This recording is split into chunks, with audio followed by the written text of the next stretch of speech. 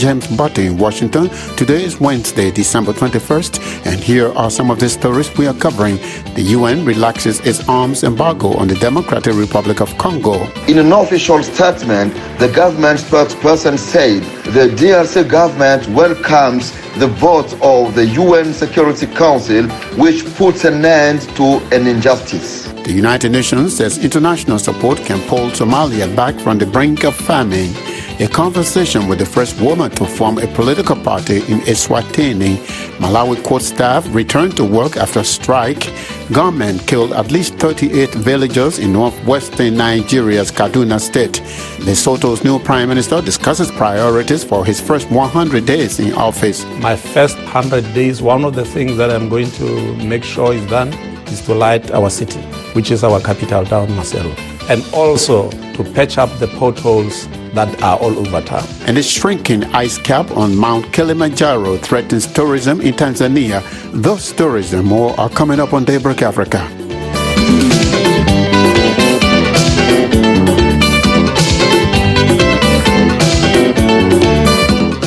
The Democratic Republic of Congo says it welcomes a decision by the UN Security Council to relax a nearly 19-year-old arms embargo on the country.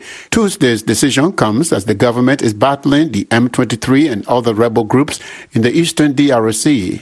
The resolution says UN member states would no longer be required to notify the Security Council of arms sales or military support to Kinshasa. However, sales to non-governmental armed groups will still be banned. On the line from the eastern Congolese city of Goma is journalist Al-Katanti Sabiti Jaffa.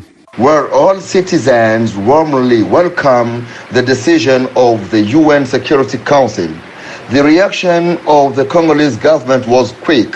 In an official statement, the government spokesperson said the DRC government welcomes the vote of the UN Security Council, which puts an end to an injustice. What do you think this will mean in terms of the DRC government's fight against the M23 and other rebel groups? It's not only about M23. This decision means that now the Democratic Republic of Congo will be able to get from outside or to pay from any country military equipment such as weapons and munition. You know, from now 14 years ago, the DRC was under an embargo and there was fighting against many rebellion like CNDP, M23, the first M23, the second M23, the Islamist ADF and other local armed groups, but the army was not able to get more weapon or more munition. So this means that the country will be able to defend itself as they will now get the opportunity to buy new equipment, new weapons, and to give the power of fighting to their soldiers. Were there any conditions imposed by the Security Council in lifting the arms embargo? Absolutely, James. There is a condition from the UN Security Council. The government of DRC has to provide no later than the end of May of next year a report with the details of how they will protect, they will mark, they will do the monitoring of weapons. You know, the problem is that UN don't want this weapon to land in the rebels group's hands. Thank you so much again, Jaffa. So nice to talk with you. Thank you, James. You're welcome. That was journalist Jaffa Al-Katanti speaking with us from Goma in the Eastern Democratic Republic of Congo. UN aid agencies say large-scale sustained humanitarian assistance can prevent Somalia's looming famine from turning into a full-blown disaster in the coming months. Lisa Schlein reports for VOA from Geneva. Thanks to generous international support this year, famine in Somalia has been delayed. But the threat of mass starvation in 2023 remains due to a fifth year of consecutive drought, skyrocketing food prices, and intensifying conflict. A recent UN food assessment found the number of people facing acute food insecurity could rise to 8.3 million by April. and the number of Somalis facing catastrophic food insecurity could increase to more than 700,000 by June. It warned some areas will face outright famine if humanitarian assistance is not scaled up and sustained. Etienne Peter Schmidt is the UN Food and Agriculture Organization representative in Somalia. Speaking from the capital Mogadishu, he says the specter of Somalia's 2011 famine continues to haunt aid agencies, and what happened then must not be repeated now. So just to recall that in 2011, and we've mentioned that in several reports, and we keep highlighting that fact, is that by the time famine was declared, half of the people who actually died of famine had already died. More than 250,000 people died of famine that year, half of them children under age 5. FAO reports rural communities are currently among those at greatest risk and in greatest need. The unprecedented drought, it notes, has forced entire pastoral, agro-pastoral, and farming communities to leave home and seek humanitarian aid in crowded displacement camps in towns. Peter Schmidt says their ability to stave off hunger and famine depends on the survival of their herds and ability to grow crops. The children's nutrition, and we mentioned that before, is directly linked to the health and productivity of their animals. Unable to produce milk, those animals have been dying at skyrocketing rates for the last year. Of great concern is the approximately 1.8 million children who are likely to be malnourished. Earlier projections of famine so far have been averted because humanitarian assistance has covered much of the most basic needs. UN agencies say this aid must continue and be increased. On December 1st, the United Nations launched a record $51.5 billion humanitarian response plan to assist 69 countries in 2023. The plan asks for $2.2 billion in support of 7.6 million people in Somalia. Lisa Schlein for VOA News, Geneva.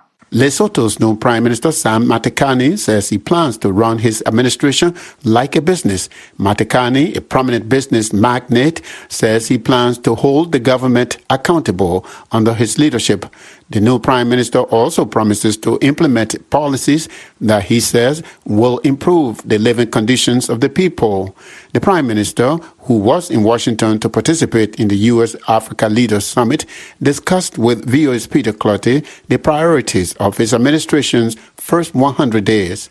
My first 100 days, one of the things that I'm going to make sure is done is to light our city, which is our capital town, Maseru, and also to patch up the potholes that are all over town, and also to make sure that we have already started in agriculture, because we want to make sure that we have food security is one of our most important things in our lives.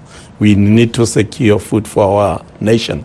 We have already started engaging ourselves in planting. So we have done that, and many other small things. But those are just the three major ones. With all these that you've mentioned, all will take quite a sizable amount of money. How will you fund these projects? The funding we have already secured. We have started this project that I'm mentioning because we have had some funds for it. So it's actually not even a large amount of money that were required to do that. So we are carrying on doing the same thing, and it will be done within that 100 days. It will be completed. You talked about energy. Lesotho has a lot of fresh water. How do you intend using that as a competitive advantage to generate power? When you look at renewable energy production, we are definitely going to go into hydropower just to make sure that we have enough electricity supply for us as a country. And beyond that, we're going to have access, and then so that we can be able to export it to our neighbors. Again, we're going to take advantage of the wind energy and also the solar energy and the hydrogen. So all those are the things that we're working on. I understand you signed the MCC Compact. What are your expectations of this agreement? What do you want to see happen?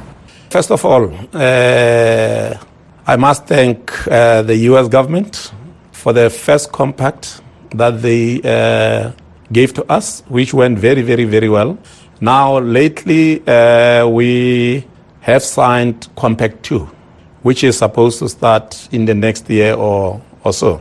There were some laws that they needed us to pass before finally. But as of yesterday, we got the royal assent to those 3 laws which they mentioned. And then it's a done deal now. Yeah, we have provided what was lacking, so that is done. No. And those laws were fighting corruption, right, and also counter domestic violence, rights of customary widows, and the Millennium Challenge. So talk to me about the fight against corruption. How do you plan to do that? Because a lot of people of Lesotho have often accused politicians of being corrupt. You said you want to do things differently. How are you going to fight corruption? First of all, we're going to make sure that rule of law is in place, and then also the respect for human rights, and also our labor laws, and a stable government. And we have made it a priority that within the 100 days, part of those reforms, the most important ones, will be passed still within the 100 days. That was Prime Minister Sam Matekane of Lesotho. He spoke with viewers Peter Clotty on the sidelines of the just concluded U.S.-Africa Leaders Summit in Washington, D.C.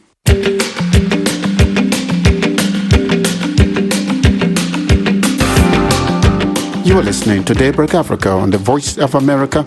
I am James Butte in Washington. Today is Wednesday, December 21st. For more Africa news and features, visit our website at voaafrica.com. Connect with us on all social media platforms. We are on Facebook, Twitter, and Instagram. The first woman to form a political party in Eswatini, formerly Swaziland, says the time has come for women to get out of the kitchen and take center stage in the struggle to democratize the kingdom. Busi Mayisala is founder and president of the Swazi First Democratic Front Party. The formation of the new party comes as politicians, civil society, and students have been holding consistent protests to demand direct participation in the democratic process.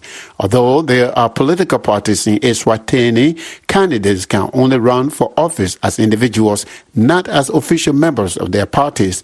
Eswatini's next parliamentary and local elections are in 2023. Mayisala tells me that the aim of her party is to expedite the attainment of multi-party democracy within 2 years.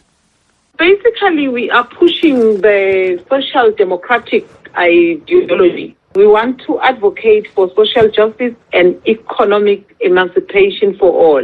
As you know, in Swaziland at present, political parties are not legally allowed to contest in power. So at the moment, the assignment is to collaborate with all the other democracy-loving organizations in Swaziland to make sure that the aristocratic regime is no more.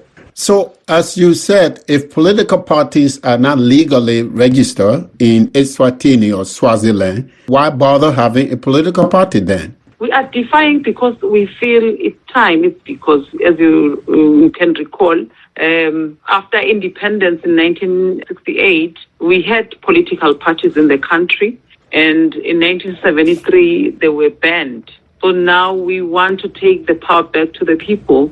So we are basically defying all the rules that are sitting on the rights of the people. So basically, it's a defiant stance by the Swazis now. So there were political parties, or there are political parties before your party. What has been their reception to your new party? It's really encouraging that they have really welcomed another voice, and they saying it's okay, we can all push the government together, so we are well welcomed by the other political parties. Now, Busi, are you the first woman to have a political party in Swaziland? Yes, I am. What does it mean to be the first female to have a political party in Eswatini? I think as a woman and as a mother, it's important for me now to take the forefront because I'm a mother, which means I know the pain of having a child. And as a woman, I also need to represent other women. We can't be in the kitchen any longer. We can't be behind the men. We need to take the center stage and also fight for our rights and our freedom. There's a lot of political agitation going on in Eswatini or Swaziland now. Your party is coming into being at this time of this political agitation. What do you make of all that is going on in Swaziland? I think what is happening now is that we are really putting pressure on government from all ends. And I'm happy that even the transport workers now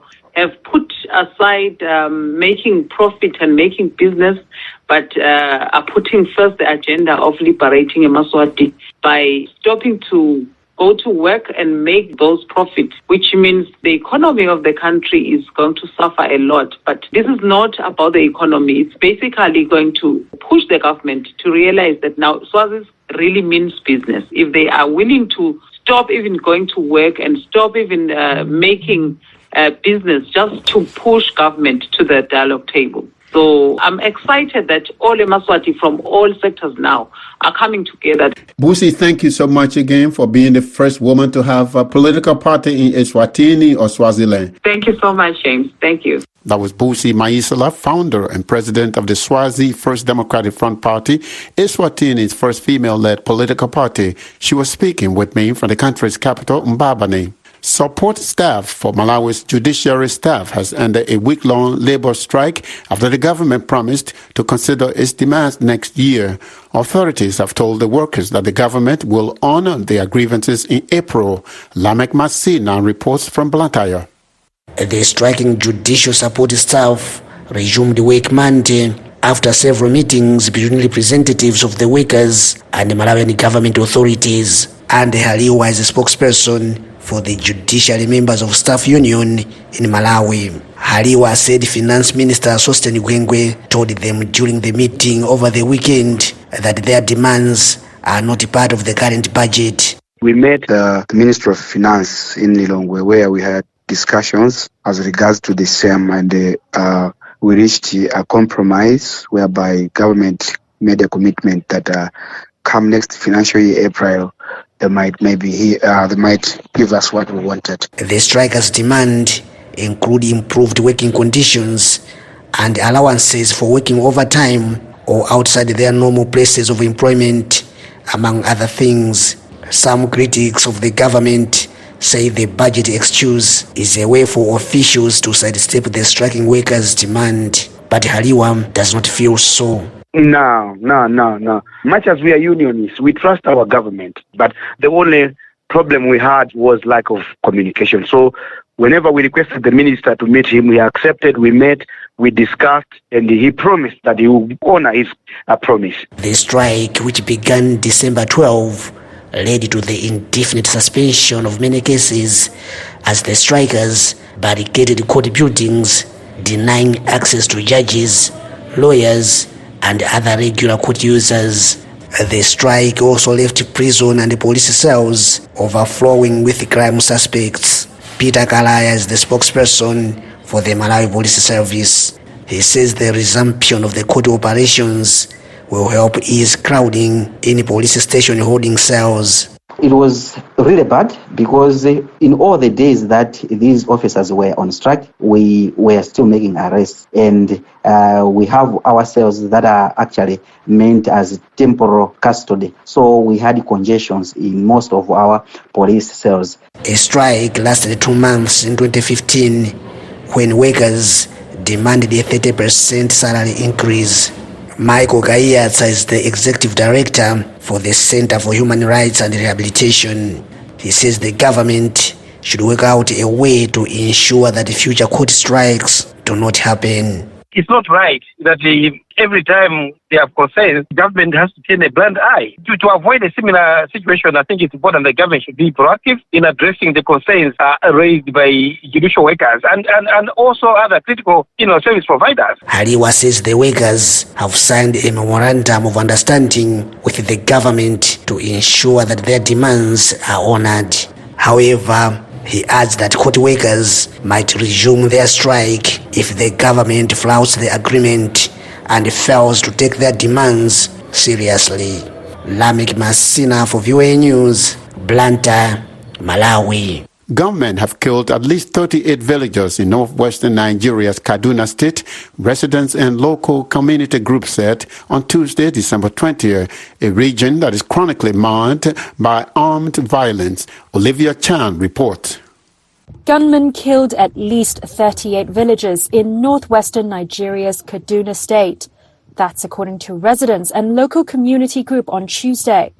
The region is chronically marred by armed violence. According to Luca Biniet, a spokesperson for the Southern Kaduna People's Union, the attack started late on Sunday night and continued into the early hours of Monday morning. Armed men shot people and burned at least 100 houses, he said. Resident Jason Joseph said the attackers had killed some people with machetes. Even though I didn't lose my child, my mother, but I lost my uncles, my brothers, my friends, everywhere around. If you go down there, the 2 streets now, you see cops everywhere lying down. Biniet said 12 survivors from the attacks were receiving hospital treatment and volunteers were searching for those missing. Gangs of armed men have attacked hundreds of local communities across northwestern Nigeria in recent years, while Islamist militants continue to stage attacks in the northeast.